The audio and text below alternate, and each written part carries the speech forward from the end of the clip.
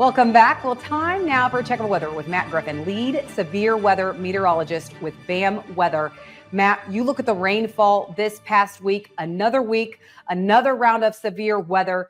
Do you think that more of that is on the way?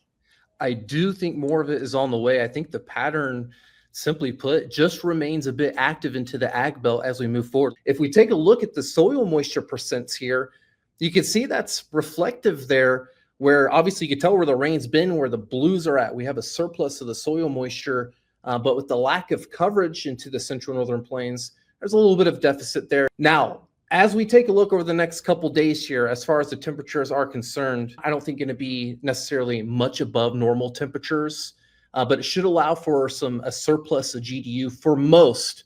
Now, notice where it's a little bit cooler at, and that's in the northern plains there, and we have a bit of a temperature gradient that sets up in place here.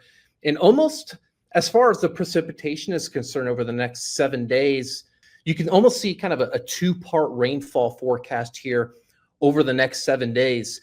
What's happening here is we've got this area of tropical moisture that's surging into much of the southeastern U.S., and you can see a lot of areas they're at play for 1 to 2 inches from the Ohio Valley stretching into the U.S. Southeast into the mid-Atlantic here.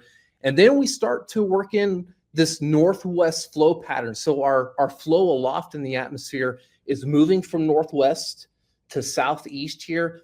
And it's going to help supply for some moisture in some of those areas. As far as kind of the week 2 time frame here, so we're talking kind of June 19th to the 24th, and we take a look at the week 2 precipitation map here. But from the northern plains stretching down to the Ohio Valley, we've got northwest flow that I think continues. I think there can be a continuance of some storm clusters, and I think for a period there, as we head into kind of not necessarily over the next 7 days, but especially kind of that day 7 to 14 timeframe. There's some moisture there into the Canadian prairies as well.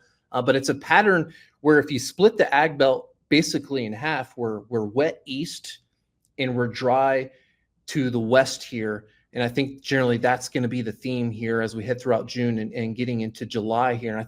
Matt Griffin, BAM Weather, thank you so much for joining us this weekend. We need to take a quick break, but how much of the weather forecast, what we've seen and what's on tap, how much of that is playing into the prices right now? We're going to talk markets with Matt Bennett and Naomi Bloom next.